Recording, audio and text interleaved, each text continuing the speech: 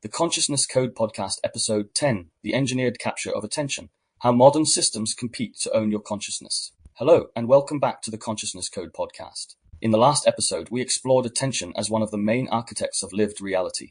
We looked at how what enters the field of awareness becomes emotionally weighted, experientially central, and increasingly real from the inside. We looked at selection, salience, attentional loops, emotional reinforcement, and the way repeated attention slowly hardens into self-story, mood, and identity. In this episode, we move into something even more confronting. Because if attention shapes reality, then we need to ask a harder question. What happens when entire systems are built to capture it? What happens when distraction is not merely a personal weakness or a modern inconvenience, but a predictable outcome of environments designed to keep awareness returning? What happens when your field of attention is not only vulnerable to fear, desire, shame, novelty, and memory from within, but also surrounded by architectures deliberately built to provoke those very tendencies from the outside? That is the territory of this episode. Not just the distracted mind, the designed mind, not just fragmented awareness. Engineered fragmentation, not just the struggle to focus. The struggle to remain psychologically sovereign inside systems that profit when you are not. Because this is where things become much less innocent than they first appear. The phone is not just a tool. The feed is not just a stream of information. The notification is not just a reminder. The headline is not just a summary. The thumbnail is not just an image. The outrage cycle is not just public discourse. The app is not just waiting for you to use it well. These things are built to compete, built to hook, built to hold, built to interrupt, built to recruit the body through uncertainty, novelty, anticipation, reward, social anxiety, identity, outrage, longing, shame, and habit. And if that sounds dramatic, it is only because we are so used to living inside this architecture that its design has become invisible. That is part of the problem. What is repeated enough starts feeling natural. What is everywhere stops looking engineered. What captures us daily begins to feel like ordinary life. So a person says, I can't concentrate anymore, or my mind feels crowded all the time, or I don't know why I keep checking my phone, or I opened one app and forgot why I was there, or I feel exhausted after doing almost nothing, or I can't read deeply like I used to, or I'm always on but I don't feel present. And very often they blame themselves. They think they lack discipline, that their attention span is broken, that they are lazy, weak, too addicted, too distracted, too modern, too dependent. But while personal responsibility matters, that self-blaming story is often far too shallow, because much of what we call distraction is not random, it is designed for. The systems around you do not need to know you personally in some intimate sense to be effective. They only need to know enough about human attention to exploit its vulnerabilities at scale. They need to know that novelty pulls, that uncertainty pulls, that intermittent reward pulls, that social relevance pulls, that outrage pulls, that threat pulls, that status pulls. Those unfinished loops pull, that the body is easier to capture when it is slightly lonely, slightly bored, slightly unsettled, slightly undernourished by real contact, and surrounded by fast, emotionally loaded options. That is enough. Because once attention becomes economically valuable, the human nervous system becomes designed to reign. That is what we are really dealing with now. A world in which awareness is no longer only a personal faculty, but a market, a behavioral resource, a monetizable stream, a territory to be entered, shaped, interrupted, and held for as long as possible. And once that becomes the underlying logic, the question is no longer simply, why am I distracted? It becomes, what kind of environment am I living in? What is this environment training my mind to become? What forms of selfhood flourish in this architecture? What forms of consciousness get weakened by it? And how much of what I call my attention is already being patterned by systems that do not care whether I become deeper, calmer, wiser, more present, or more whole, so long as I keep returning? That is the seriousness of this episode. The struggle for attention extends beyond a simple matter of productivity. It is a battle for mood, for continuity, for reflection, for perception, for emotional regulation, for self-story, for the kind of person you can become inside the field of what repeatedly captures you. If your awareness is constantly interrupted, your thoughts change. If your thought changes, your inner life changes. If your inner life changes, your relationships change. Your patience changes. Your memory changes. Your thresholds change. Your sense of what counts as reality changes. That means protecting attention is no longer some niche self-help concern. It is part of protecting consciousness itself. So in this episode, I want to look closely at how this capture works, how attention is designed for, how emotional hooks are built into systems, how media and politics manufacture salience, why fragmentation is profitable, why the exhausted, interrupted, overstimulated self is easier to steer, and what resistance actually looks like if we want to remain human inside a world increasingly optimized for our attentional instability. Because the point is not paranoia. It is literacy. The point is not to fear every device, every app, every technology, every headline. It is to stop being naive about what these systems are doing, to see the design, to feel the hooks, to recognize the loop, to understand that if attention shapes your lived world, then any system built to capture attention is, in some real sense, trying to participate in the construction of your reality. So that is where we begin, with a truth that is uncomfortable, but clarifying once it lands. You are not just distracted, you are being designed for. One of the most damaging stories modern people tell themselves is that their fractured attention is purely a personal failure. They say, I need more discipline. I need to be stricter with myself. I should be able to focus better than this. Why do I keep checking? Why can't I stay with one thing? Why does my mind feel so crowded? Beneath those questions is often shame. The feeling that distraction is proof of weakness. That if a person were more mature, more intelligent, more conscious, more developed, they would simply choose better, focus better, resist more, and remain inwardly stable despite the endless claims being made on their attention. But that is too simple, because much of what we call distraction is not accidental. It is the predictable result of living inside systems built to keep awareness returning. That distinction matters. It does not remove responsibility, but it changes the frame. You are not only fighting your own bad habits, you are inhabiting environments specifically organized around attentional capture. That means the problem is not simply you. The problem is also the architecture around you. Consider this. You pick up your phone to check one message. That is the conscious intention. One task, one reason, one line of action. But within seconds, that line begins dissolving. A notification appears. A banner catches your eye. A number in red pulls you sideways. You open one app, then another. A headline flashes. A comment appears. A suggestion is placed in front of you. A video autoplays. Something emotionally charged appears in the feed. Now your original intention is gone. What happened? From the inside, it often feels like a drift, forgetfulness, impulsiveness, lack of discipline. But from the outside, looking at it structurally, what happened was quite precise. A field of attention was interrupted. The interruption was emotionally or socially weighted. Your nervous system is oriented. One external cue led to another. Your mind was pulled into a sequence designed to keep the return going. That is not random. It is designed. Perhaps the most important part of this is that good design for platforms is often bad design for consciousness, because what keeps a person engaged is not always what keeps them whole. The system benefits when you return often, when you check quickly, when you stay a little uncertain, when you anticipate a reward, when you remain just dissatisfied enough to keep scrolling, when you do not fully close the loop, when you keep wondering what is next. That is why so many digital habits feel compulsive without always looking dramatic. The check, the swipe, the refresh, the glance, the app is opening, the return to the feed, the compulsive re-entry into the same informational space without having consciously chosen it. This is what designed capture feels like from the inside, not always coercion but pull, and pull matters. Because a life shaped by constant pull starts feeling inwardly different. The mind becomes more crowded, more anticipatory, more externally governed. The body becomes more available to interruption. Silence loses texture. Boredom becomes harder to tolerate. One thing no longer feels enough. The person starts losing not just focus, but continuity. That is one of the first real costs. Not simply a distraction, but a broken continuity of awareness. And once continuity breaks often enough, other things begin to weaken too. Reading becomes harder. Thinking becomes shallower.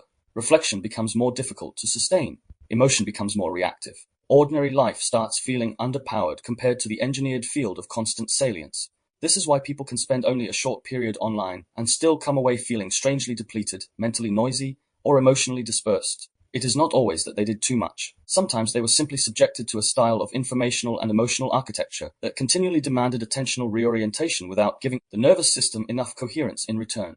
So when we say you are not just distracted, you are being designed for, what we mean is this. Your habits are being shaped in environments that already know how to trigger return. Your attention is being recruited by systems that understand interruption. Your nervous system is being met by architectures built around uncertainty, novelty, and emotional bait. Your weakness is not being discovered. It is being anticipated.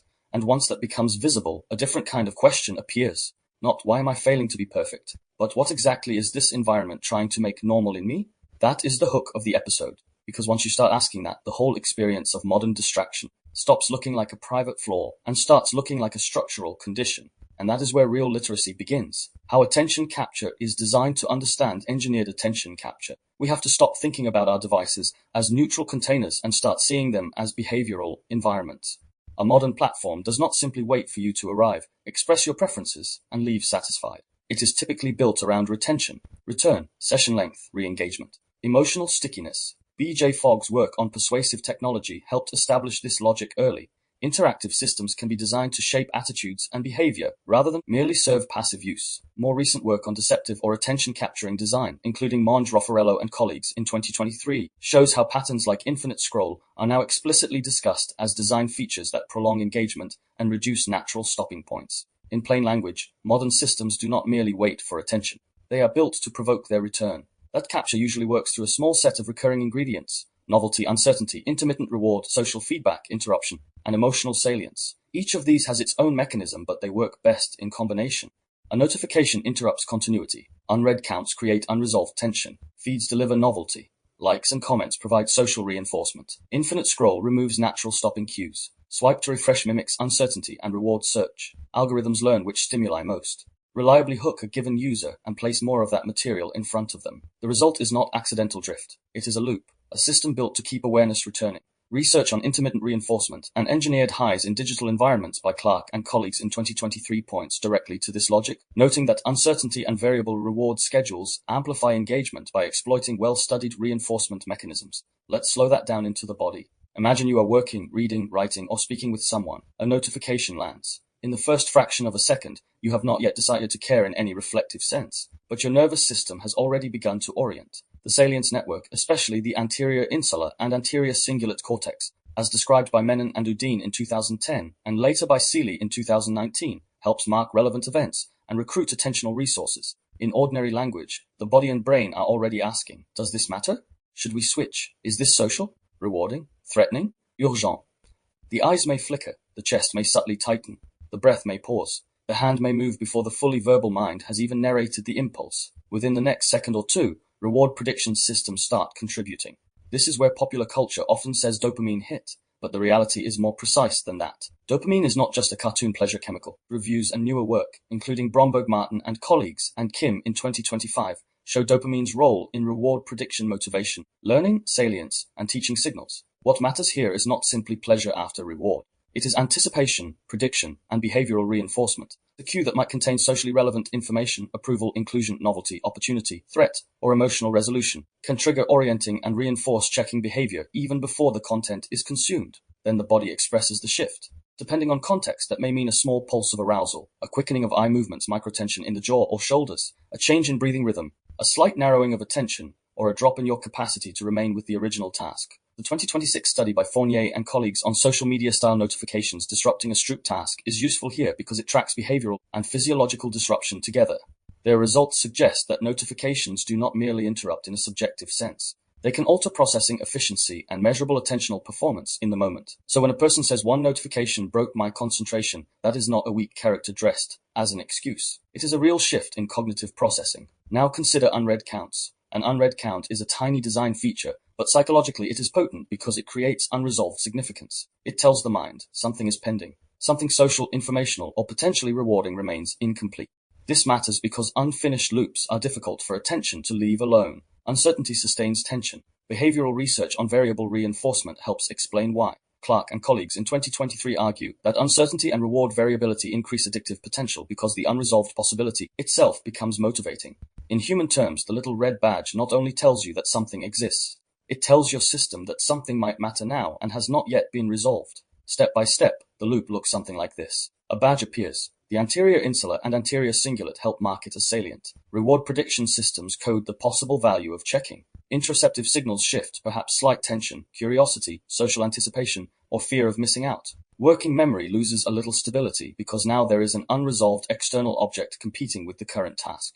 The prefrontal cortex, which supports goal maintenance and task control, has to spend resources either resisting the cue or switching toward it. If the person checks, uncertainty resolves briefly. If the content is rewarding, the loop strengthens. If it is disappointing, the unresolved state often returns quickly, and the checking habit remains active anyway. Over time, that repeated sequence becomes automatic enough that the person feels pulled rather than consciously choosing. Infinite scroll works differently, but toward the same end. Natural stopping cues matter for consciousness. A page ends, a chapter ends, a newspaper folds, a program finishes. These are small moments at which the reflective mind can re-enter and ask, do I want to continue? Infinite scroll removes many of those stopping cues. Monge, Raffaello, and colleagues in 2023 describe it as a potentially harmful or anti-pattern feature because it promotes endless sessions, while related work on infinite scrolling behavior shows that users often feel caught in loops and stay longer than they intended. The important point is not just time spent. It is that the architecture weakens pause and reflection.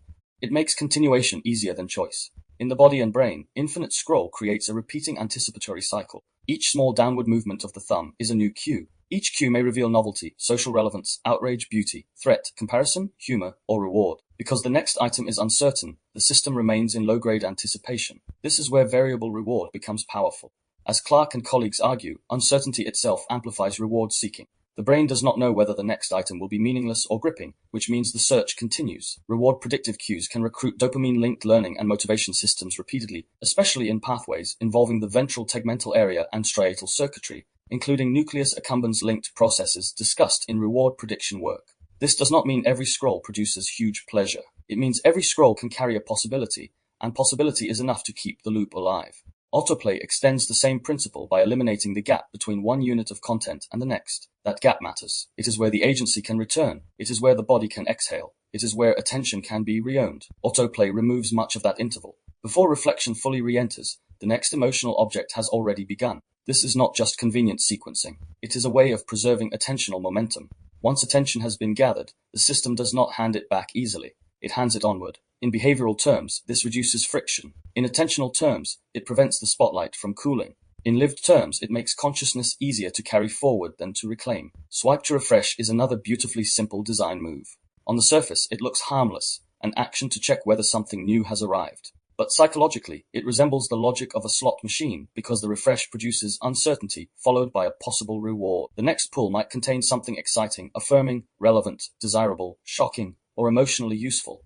This is exactly the sort of variable ratio or uncertain reward structure that behavioral science has long shown to be especially sticky. A recent digital well-being design analysis from 2023 explicitly compares pull to refresh to gambling-style mechanisms because it relies on unpredictable rewards. The body does not need a jackpot every time. It needs enough intermittent reinforcement to keep the behavior alive. Let's map the sequence more concretely. You pull to refresh. There is a tiny anticipatory gap.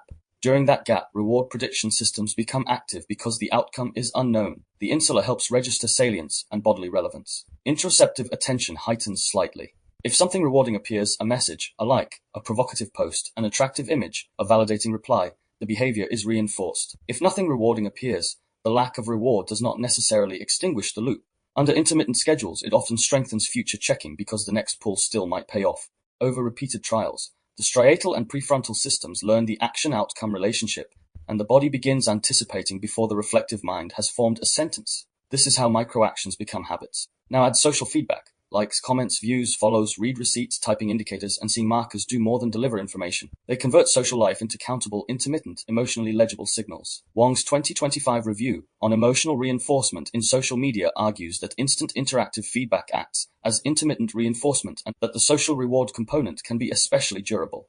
This matters because human beings are deeply sensitive to social inclusion, evaluation, and status. A like is not just a digital token. It can recruit ancient social circuitry, belonging, approval, ranking, exclusion, relevance, desirability, shame, relief. The platform does not need to create new human needs. It only needs to convert existing needs into fast, trackable reinforcement loops. That is why social media checking can feel oddly bodily. You post something, and then you do not only wonder how it landed. You feel it. A low-level anticipatory state develops. The body checks for reward and threat. The mind begins returning. If feedback comes, relief or excitement may appear. If it does not, uncertainty remains active. If negative feedback appears, the loop may intensify through shame or defensiveness rather than ending. In all cases, attention is not simply being used. It is being conditioned. Social reality is being broken into intermittent cues that can be consumed, monitored, and emotionally fed. Algorithmic relevance takes all of this and personalizes it. The feed does not merely show random content. It learns what holds you and gives you more of it. Outrage if outrage works. Comparison if comparison works. Nostalgia if nostalgia works. Fear if fear works. Beauty, humiliation, aspiration, romance, tribal confirmation, spiritual promise, scandal, identity threat, whatever predictably prolongs engagement. This is what makes algorithmic environments so powerful. They are not static, persuasive objects. They are adaptive. They study capture. They refine it. Over time, they become increasingly efficient at delivering the exact mix of emotional salience most likely to keep a given nervous system returning. And this is where reward prediction and salience hijacking meet. The salience network marks what seems relevant. Reward systems anticipate what might be rewarding.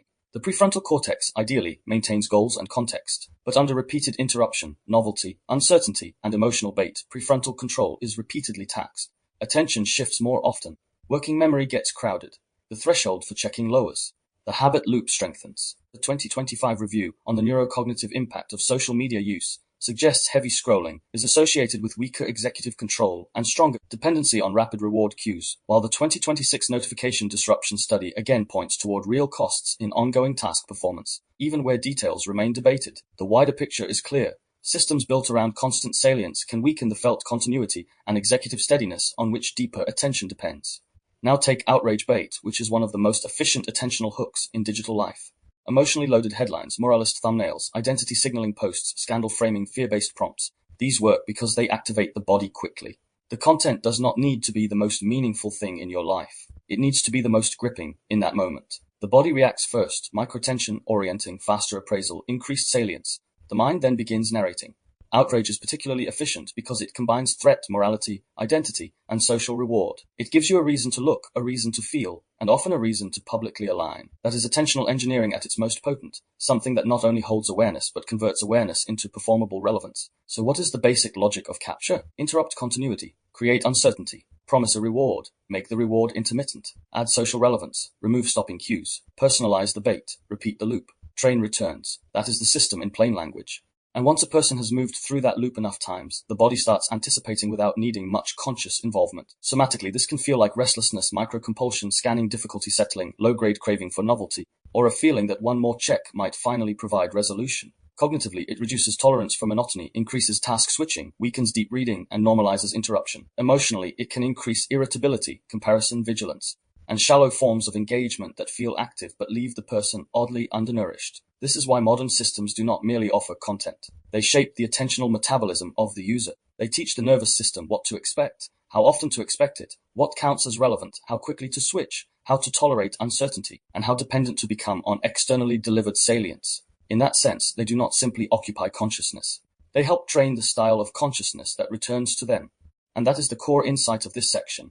Modern systems do not merely wait for attention. They are built to provoke their return. They do this through persuasive architecture, notifications, unread counts, infinite scroll, autoplay, swipe refresh, algorithmic relevance, variable rewards, and social feedback loops. These features work not because users are stupid, but because they exploit ordinary properties of human neurobiology and cognition. Salience detection, reward prediction, uncertainty sensitivity, social motivation, and habit learning. And once you see that clearly, the question is no longer simply, why do I keep checking? It becomes, what kind of behavioral environment am I standing in when checking has become one of the easiest, most reinforced, most bodily available actions in my life? That is where the next step begins. Because once we understand the mechanics of capture, we can ask why emotional hooks, fear, outrage, desire, shame, comparison, urgency work so well on the body and brain in the first place. Why emotional hooks work so well. If modern systems are built to provoke the return of attention, then the next question is obvious. Why do emotional hooks work so well? Why does outrage cut through so quickly? Why does fear hold the body longer than balance? Why does social comparison keep pulling the eye back? Why do shame, desire, scandal, urgency, sexual charge, humiliation, tribal identity, and moral heat travel through the system with such force? Because the answer is not simply that people are foolish. The answer is that emotional hooks enter a nervous system already built to prioritize salience. They do not bypass human nature. They recruit it. That is why they are so effective. We are not neutral processors of information. We are organisms shaped by prediction, attachment, memory, interoception, social dependence, threat detection, and reward learning. So when something emotionally loaded appears, a threatening headline, a provocative image, an accusing tone, a humiliating clip, a sexually charged visual, a symbol of tribal belonging, a social ranking cue, the system does not calmly file it under possible information to review later. It begins orienting almost immediately. This is where the sequence matters. Let's slow it down. Imagine you are scrolling, half-tired, already carrying some background stress. A headline appears, suggestive, morally heated, maybe humiliating, maybe fearful, maybe promising access to something important. In the first instant, before reflective language fully forms, the salient system begins doing its work. The anterior insular and anterior cingulate, central parts of what Menon and Udine described in 2010 as the salience network, help mark potentially relevant stimuli and recruit processing resources toward them. The body may tighten slightly, the eyes hold. Breathing may pause or sharpen. Orientation happens. In lived terms, the body says, this might matter. Then the emotional weighting begins. If the cue implies threat, the amygdala and related threat processing circuitry become more relevant. Credlow and colleagues' review on prefrontal cortex, amygdala, and threat processing helps frame the broader picture here. Threat cues can heighten defensive expression while weakening reflective regulation if prefrontal control is not sufficiently engaged. That does not mean the amygdala is a simple fear center in the cartoon sense, but it does mean emotionally significant stimuli can recruit the system rapidly and bias perception toward urgency and survival relevance. In plain language, the body becomes less open to ambiguity and more ready to act. Now attention narrows. This narrowing is not a moral flaw. It is a capacity shift. Under emotional stress, cognitive flexibility often drops. Girardi's 2024 review on chronic stress and cognition highlights effects on working memory, behavioral inhibition, and cognitive flexibility.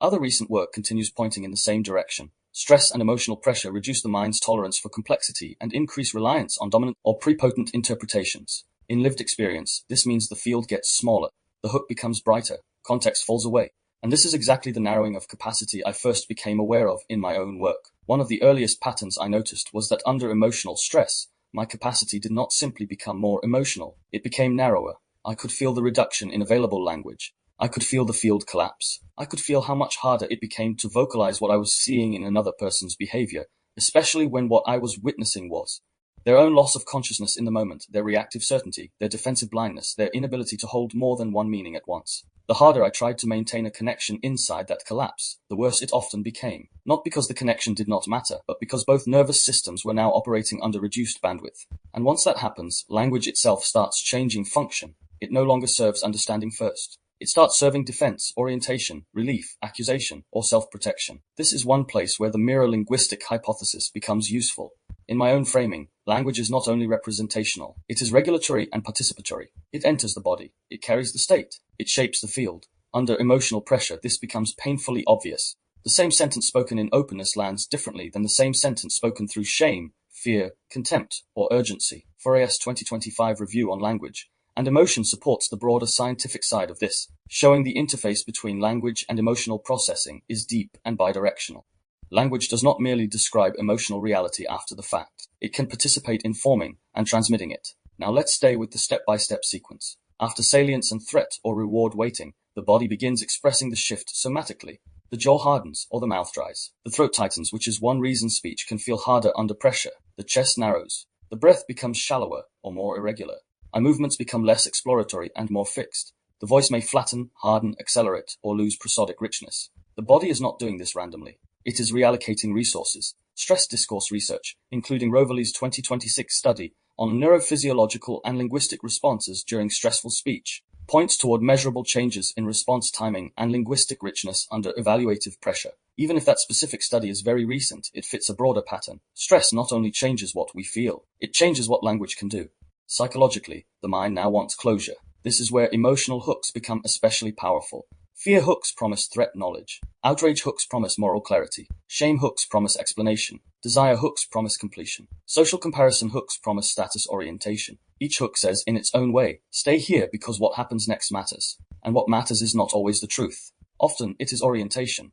The system would rather have a sharp but partial frame than remain in unresolved uncertainty. That is why emotionally loaded material outperforms more balanced material so consistently. It is not simply louder. It is more usable by the nervous system under stress. This is also why comparison works so well. A comparison-based image, a social cue, a visible hierarchy, a body, a lifestyle, a marker of status or belonging. These can seize attention because human beings are profoundly social and status sensitive.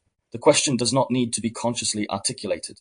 The body may already be asking, where do I stand? Am I enough? Am I behind? Am I outside? Am I seen? Social feedback research and related work on social support and anxiety continue to show how strongly medial prefrontal and related circuitry is involved in evaluating social threat, support, and belonging. Social relevance is not a side issue for the organism. It is central.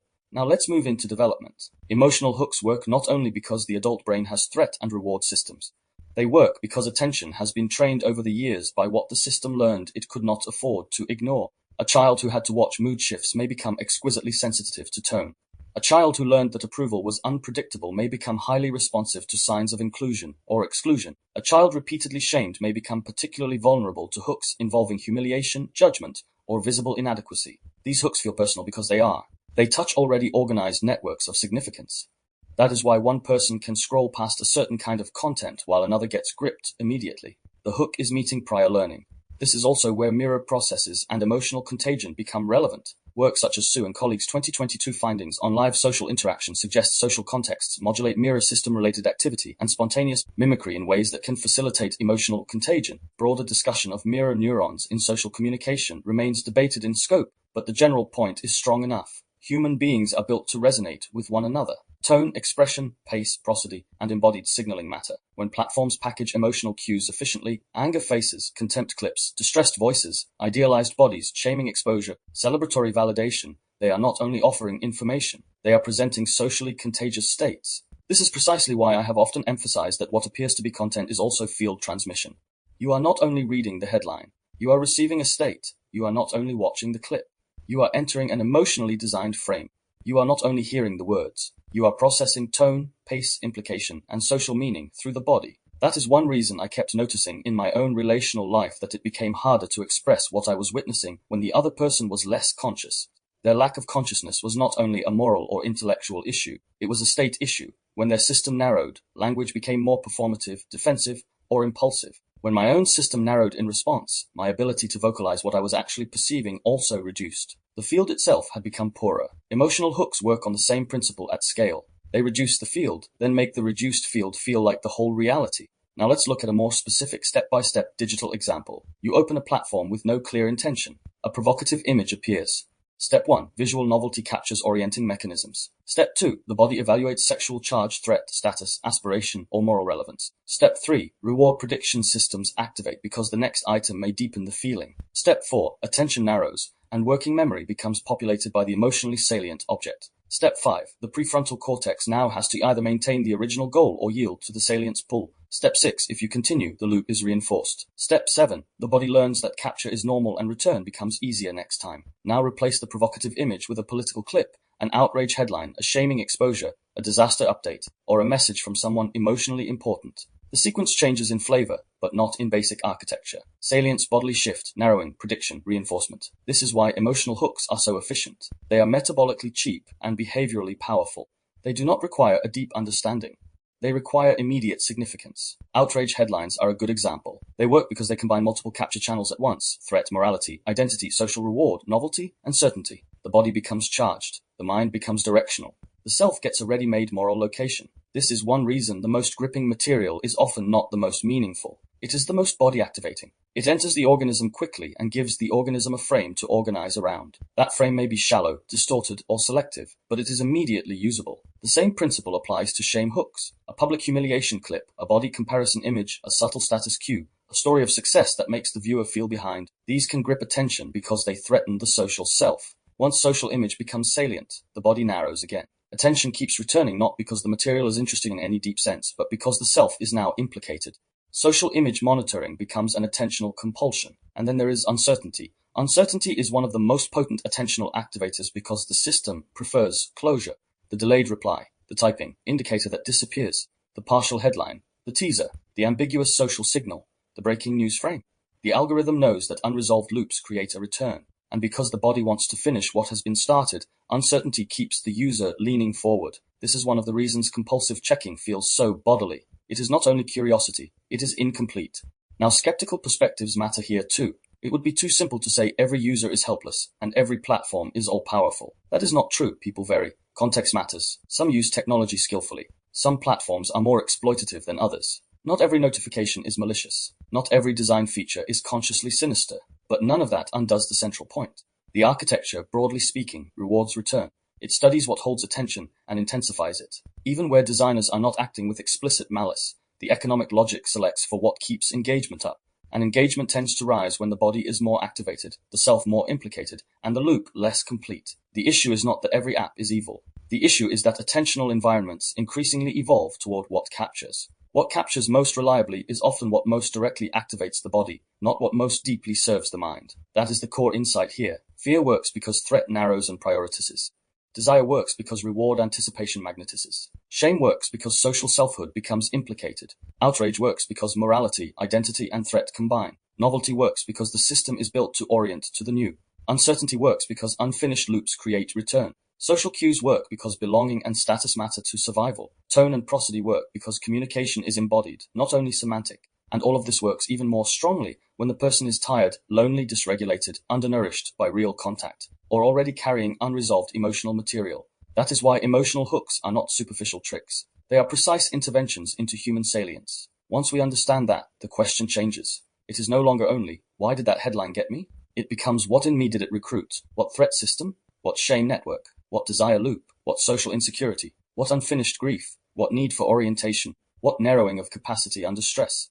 That is a deeper question, and a more liberating one. Because once emotional hooks are understood as recruiting organismic priorities rather than simply winning abstract attention, you begin to see where the real work lies. Not merely in refusing the hook, though refusal matters, but in understanding the embodied vulnerabilities it uses. That includes the narrowing of speech under stress, the collapse of expressive capacity, the weakening of reflective bandwidth, the way connection efforts can fail when both systems are reduced, and the way language itself shifts from truth-bearing to state-bearing under pressure. Perhaps that is the real bridge into the next section. Because emotional hooks work so well, not only because bodies are vulnerable, but because whole media and political systems have learned how to manufacture salience at scale, how to make certain symbols enemies, crises, and identities dominate collective attention until a culture begins living inside those narrowed fields together. Media, politics, and the manufacture of salience. If emotional hooks work because they recruit the body narrow attention and make certain objects feel urgent, then the next thing we have to understand is this: those hooks are not appearing in a vacuum. They are being organized, repeated, packaged, timed, amplified, positioned, very often selected in ways that determine what a culture feels is central, dangerous, inevitable, desirable, or morally unquestionable. That is what I mean by the manufacture of salience. Not simply that the media tells people what to think in some crude, totalitarian sense. The process is usually subtler than that. It is often less about direct instruction and more about repeated weighting, repeated framing, repeated emphasis, repeated emotional positioning. The same symbol appears again and again. The same enemy returns. The same crisis language gets used. The same words are paired with the same moral heat. The same faces become shorthand for entire realities. The same events get treated as civilization defining, while others barely enter the field at all. After enough repetition, salience starts feeling like truth.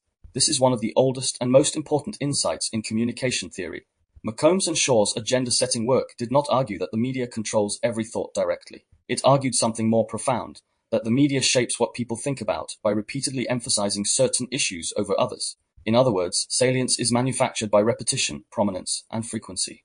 If something is continually placed before the public spotlight, it begins to feel central. If it is rarely shown, it begins to feel peripheral, regardless of its real weight in lived life. That insight matters even more now than it did then, because modern media not only set agendas through headlines and front pages, it sets them through feeds, metrics, clips, push alerts, visual loops, scandal cycles, algorithmic amplification, platform repetition, and emotionally loaded commentary. The result is not just information. It is a field of consciousness organized through recurring objects of significance. This is why a person can spend a day online and feel as though the world is made entirely of outrage, humiliation, disaster, threat, ideological enemies, and social collapse, even while everyday life around them still contains silence, ordinary kindness, actual neighbors, trees, weather, meals, work, children, grief, love, boredom, and physical reality unfolding without spectacle. That contrast matters, because one of the central effects of manufactured salience is that it detaches consciousness from proportion. What appears most often begins to feel most real. What is emotionally framed most intensely begins to feel most important. What is repeated with symbolic force begins to feel civilizational.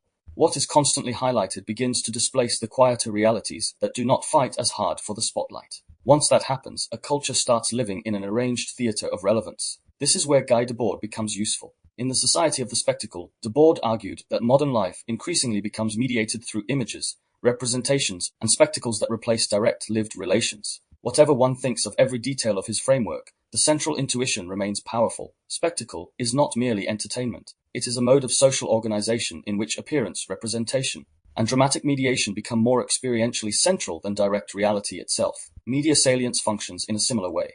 It not only shows events, it converts them into recurring emotional objects, into symbols, into spectacles, into identity signals, into moral coordinates. Once events are converted in that way, the public no longer only responds to what happened.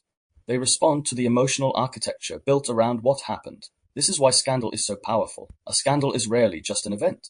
It is an attentional machine.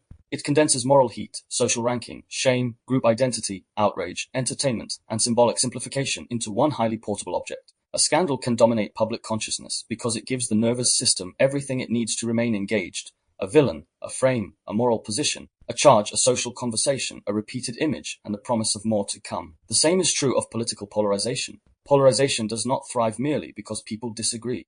Disagreement has always existed. Polarization thrives when symbolic enemies are repeated often enough, emotionally charged enough, and socially reinforced enough that the nervous system begins recognizing them as central organizing objects. The other side becomes a recurring attentional magnet. Their words, faces, slogans, mistakes, hypocrisies, and provocations begin occupying disproportionate psychological space. They become not simply opponents, but psychologically salient entities around which identity, fear, outrage, and belonging are repeatedly organized. This is where the manufacture of salience becomes inseparable from identity. A group does not only form around shared beliefs, it often forms around shared attentional objects, shared outrage, shared threat perception, shared enemies, shared symbols of corruption or innocence, shared moments of humiliation or validation. shared stories about what everyone must now notice. Once a group is organized in that way, salience becomes self-reinforcing. If the symbol matters to the group, the individual pays attention to it. If the group reacts, the symbol gains emotional force. If the symbol gains emotional force, platforms amplify it. If it is amplified, it becomes more socially central. If it becomes more socially central, the individual feels even more compelled to orient around it. That is not simply media influence. It is attention, emotion, and identity becoming coupled. This is why moral panic can spread so quickly. Stanley Cohen's work on moral panic is useful here because it shows how media and public discourse can elevate selected threats into culturally magnified dangers. The point is not that every public fear is baseless. The point is that some fears become symbolically inflated through repeated framing, simplified narratives, emotional repetition, and social amplification. Once that happens, the fear no longer lives only in specific facts. It lives in a whole attentional atmosphere. That atmosphere changes perception. People begin seeing the symbol everywhere, hearing it everywhere, interpreting unrelated events through it, projecting it into contexts where it was previously absent. This is how salience becomes world-building. This is where politics becomes especially powerful, because politics not only governs policy, it governs symbolic attention. It decides what gets named as threat, what gets named as progress, what gets named as emergency, what gets named as justice, what gets named as deviance, what gets named as acceptable grief, acceptable outrage, acceptable fear, acceptable memory. Language matters enormously here. Framing theory, including work associated with Irving Goffman and later developed through political communication research, shows that how something is presented changes how it is interpreted before reflective analysis fully arrives. A frame not only tells you the facts, it tells you what kind of thing this is: a threat, a tragedy, a triumph, a scandal, an injustice, a joke, a symbol, a warning, a turning point. Once the frame is set, attention is already leaning. This is where media, politics, and emotional engineering converge. Because the emotionally strongest frame often wins the quickest attention, not the deepest frame, not the most proportionate, not the truest in the fullest sense, the one that organizes salience fastest. Fear-based framing does this very efficiently. So does humiliation-based framing. So does moral righteous framing. So does apocalyptic framing. So does identity threat framing.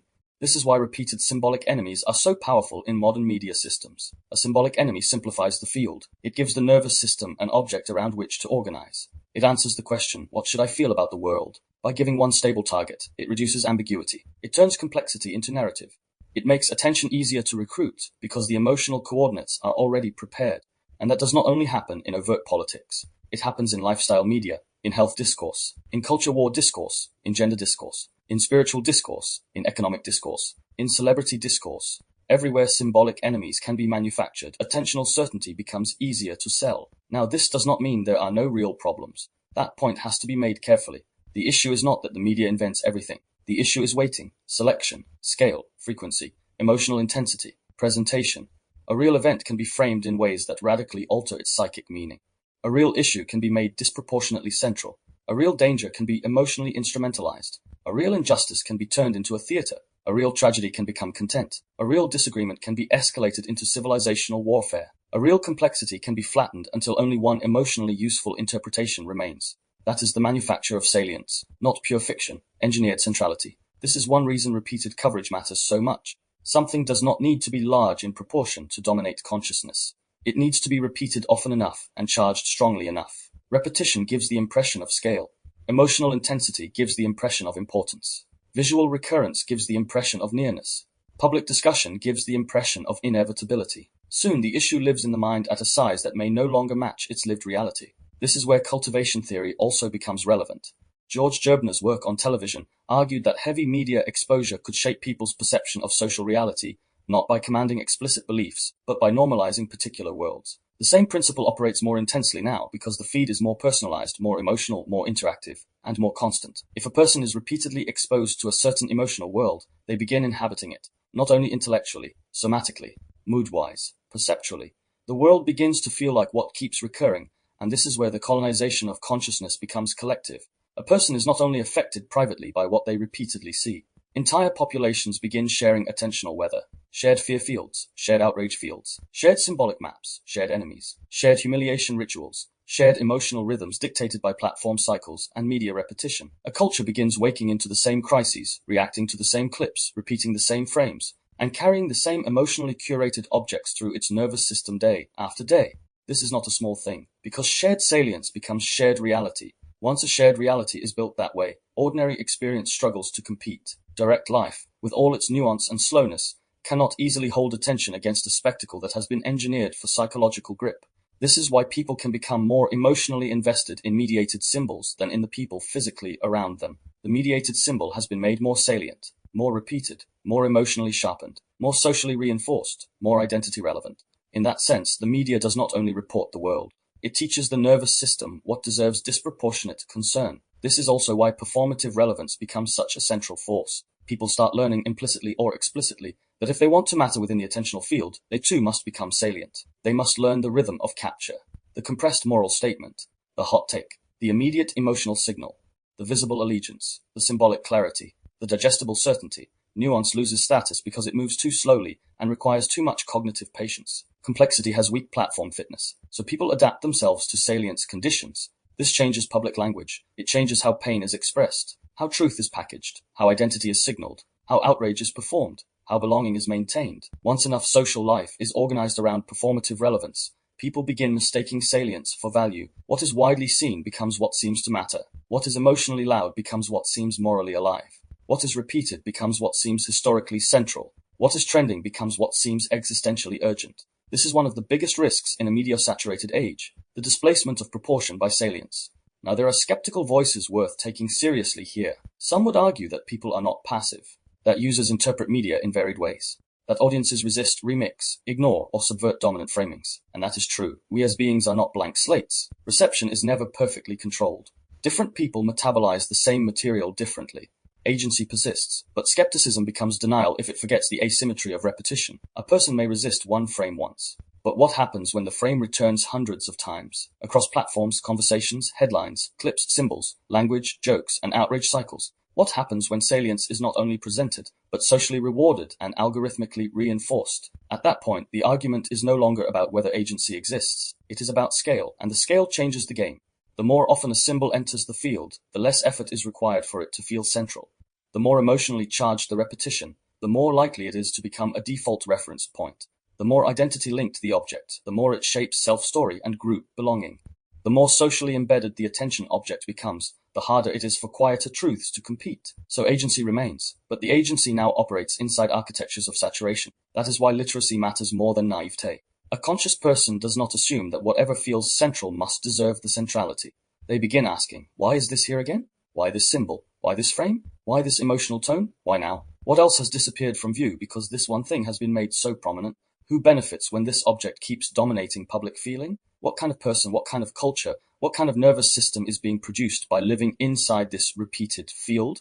Those are difficult questions, but they are necessary because once media politics and platform logic become major organizers of salience, consciousness itself becomes socially shaped in ways many people never fully notice. This is the core insight of the section. Whoever repeatedly controls salience helps shape the emotional and perceptual world in which a culture lives.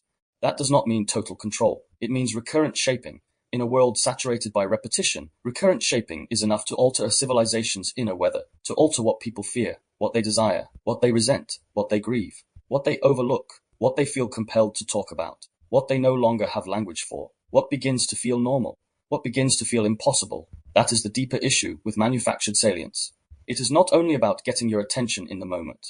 It is about building the emotional architecture within which whole societies begin living, reacting, identifying, and imagining reality. Once you see that clearly, the next question becomes sharper still. If fragmented and salience-driven attention benefits systems, what does that fragmentation actually do to a person from the inside? What happens to depth, reflection, patience, memory, identity, and self-contact when consciousness is repeatedly broken into profitable pieces? Fragmentation as profit. Fragmentation as weakness. One of the most important things to understand about the engineered capture of attention is that fragmentation is not just an unfortunate side effect. In many cases, it is useful to systems, useful to platforms, useful to economies built on return, interruption, emotional reactivity, and behavioral predictability. Because a fragmented mind is easier to hold in loops. A fragmented mind checks more often, switches more quickly, tolerates less silence, seeks more stimulation, returns more compulsively, thinks less deeply, feels more immediate, reacts faster, recovers more slowly, and spends less time inhabiting the kinds of reflective, embodied, sustained attention through which a person can actually begin questioning the environment shaping them.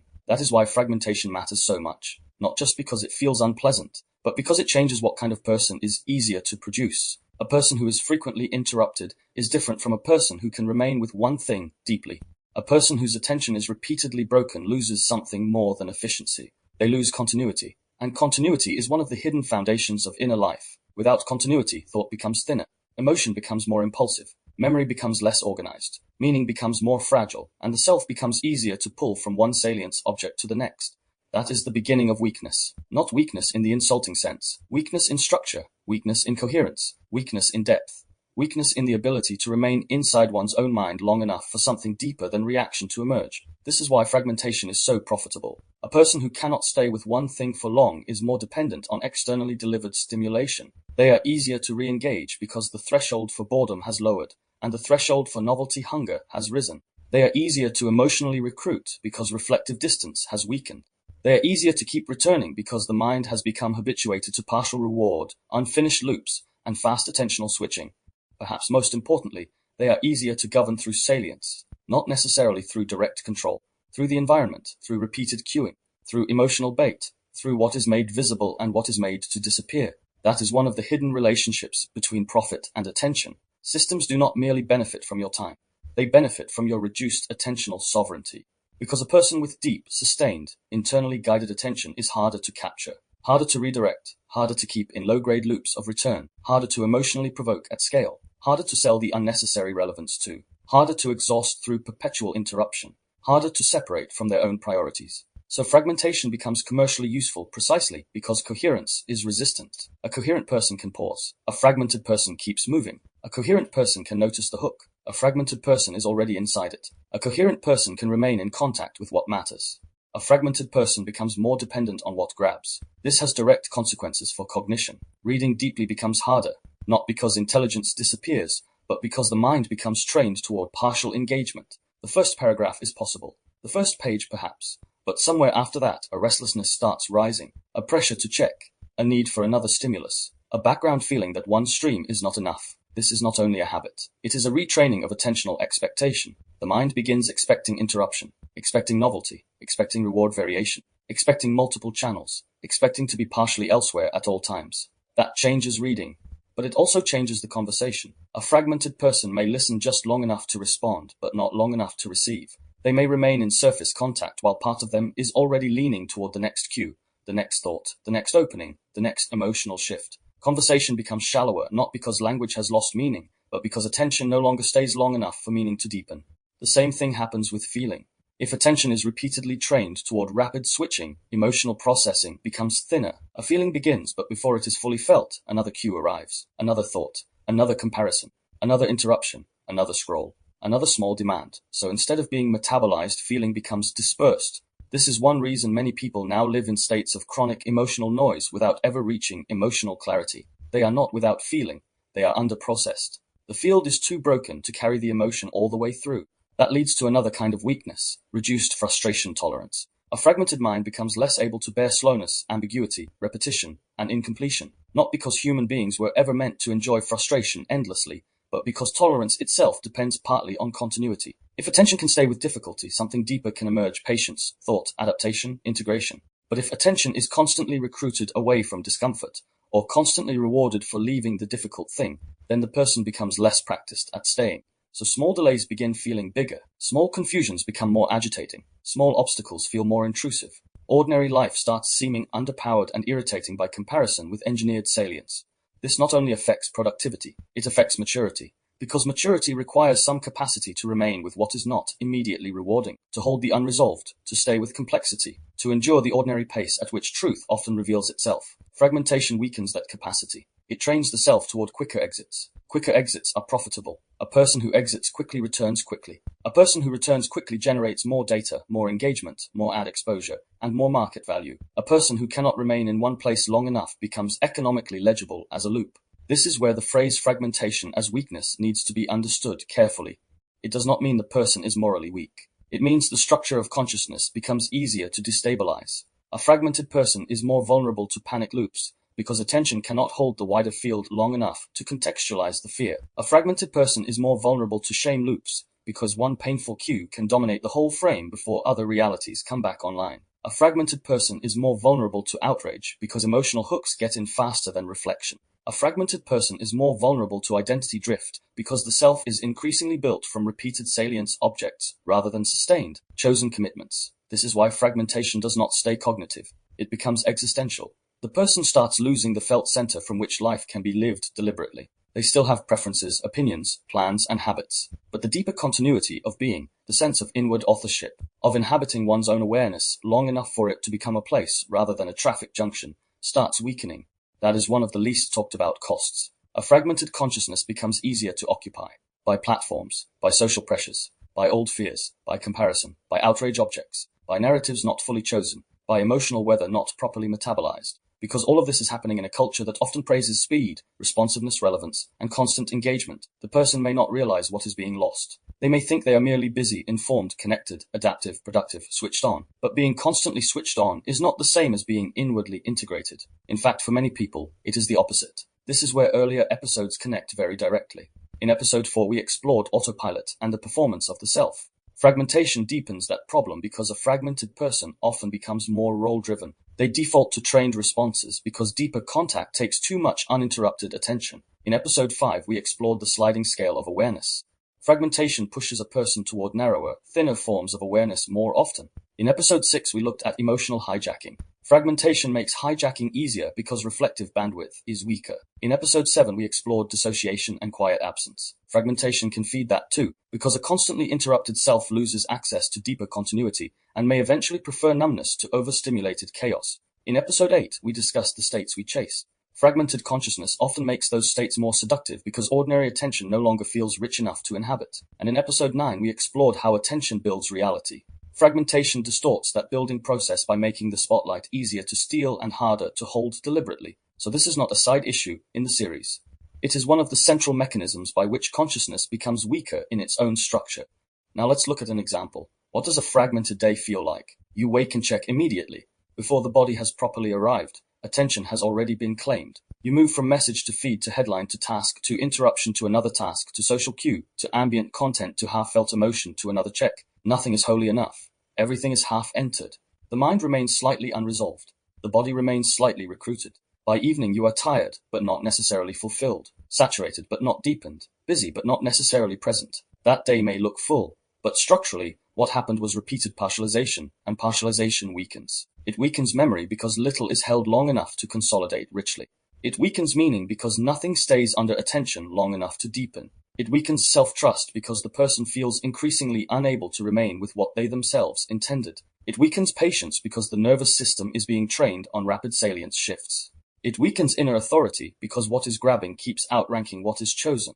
This is why fragmentation is not only exhausting, it is depowering, not in some mystical way, in a real psychological way. A person who cannot stay with their own thought is less able to form one that is fully theirs. A person who cannot stay with their own feelings is less able to understand what they actually feel. A person who cannot stay with their own attention is more likely to live inside realities selected by louder forces. That is where profit enters again. Because if a fragmented person becomes easier to capture, easier to redirect, easier to emotionally recruit, easier to re-engage, then fragmentation is not merely unfortunate for the system, it is productive for it. This does not mean every designer sits in a room plotting the collapse of our interior worlds. The issue is more structural than conspiratorial. Systems that produce more return, more capture, more engagement, and more emotionally sticky behavior tend to outperform those that do not. So the environment evolves toward what fragments successfully enough to keep people coming back. That evolutionary pressure is enough, and it means that inner coherence is now, in a very real sense, countercultural. To read deeply, to think slowly, to remain in a conversation, to notice an emotional hook without obeying it, to resist compulsive switching, to sustain one line of attention until it ripens into meaning, to preserve the body from constant interruption, to prefer depth over constant relevance. These are not quaint habits anymore. They are forms of resistance, because they rebuild what fragmentation weakens. Depth, patience, memory, meaning, self-contact, chosen attention. The ability to remain human inside an economy that often profits more from reactivity than from reflection. This is the deeper truth of the section. A fragmented mind is easier to capture, easier to redirect, and easier to keep returning. That is why fragmentation is profitable, and that is why fragmentation is a weakness. Not weakness of worth, weakness of attentional structure. Once that is understood, the next question becomes more serious than mere lifestyle advice. What does actual resistance look like in a world designed to fragment you? Not simplistic withdrawal, not fantasy purity, but the rebuilding of enough attentional depth and inner continuity that your awareness is no longer so easily turned into somebody else's revenue stream, ideology, or emotional product. What resistance looks like if modern systems are built to capture attention, and if fragmentation weakens the inner conditions of consciousness, then resistance cannot mean something as simple as trying harder. That is one of the first things we need to clear away. Because many people hear a conversation like this and move too quickly into self-command. They think the answer must be stricter rules, harsher discipline, more guilt, more willpower, more internal shouting. They imagine resistance as a moral performance of perfect self-control. But that is too shallow. Resistance is not simply refusing distraction in isolated moments. It is rebuilding a self that can remain with what matters instead of being continuously recruited by what grabs. That is a much deeper task. Because if attention is being shaped by novelty, uncertainty, emotional bait, social reinforcement, and repeated interruption, then resistance has to happen at the level of conditions, not only impulses. The environment matters. The body matters. The timing of the day matters. The structure of access matters. The thresholds at which the nervous system gets hooked matter. Recent work on persuasive technology and dark design patterns makes this plain enough. Compulsion is rarely just a user problem when systems are built to lower friction for return and weaken natural stopping cues. So the first form of resistance is friction. Useful friction, a little delay before the check, a little distance between the hand and the app, a little interruption in the compulsion loop before return becomes automatic again. That might mean turning off non-essential notifications. It might mean removing visual triggers such as unread badges. It might mean moving certain apps off the home screen, logging out using grayscale, putting the phone in another room while reading or writing, or creating spaces of the day in which attention is not automatically available to external claims. These actions can sound small, but they matter because compulsive return thrives on ease. If the loop becomes even slightly less seamless, reflection has a better chance to re-enter. Behavioral design research consistently shows that small changes in friction significantly alter return patterns and habit continuity. The second form of resistance is reclaiming silence. Not silence as performance, not silence as aesthetic branding, silence as nervous system recovery. A mind constantly interrupted begins to lose tolerance for unfilled space. That is one of the hidden injuries of engineered attention capture. The person starts feeling uneasy in ordinary quiet because the quiet no longer feels inhabited.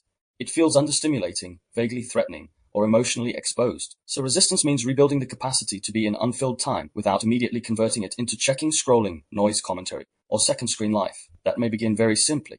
Walking without input, eating without overlay, sitting with tea or coffee without using the phone as a bridge over every pause, letting a room stay quiet long enough for your body to register itself again. This matters because attention recovers not only through discipline but through de-intensification. The body has to learn again that it does not need a new salience object every few seconds to remain okay. The third form of resistance is rebuilding deep reading and sustained thought. This is not about nostalgia for books as objects. It is about retraining continuity. When you stay with a page, a chapter, an essay, a difficult idea, or a long-form conversation long enough for the first restlessness to pass, something begins returning that fragmented life steadily weakens. Depth. The mind stops being only reactive and starts becoming dimensional again. You are no longer only moving from cue to cue. You are inhabiting a line of thought. That matters because sustained attention is not merely a productivity skill. It is one of the foundations of selfhood.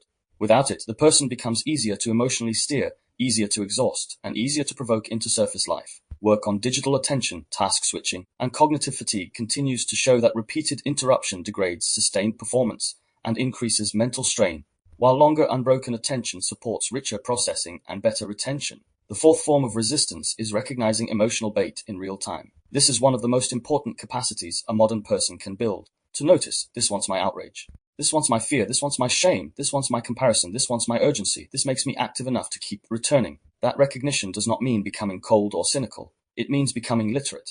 It means you no longer confuse what hooks the body fastest with what deserves the deepest attention.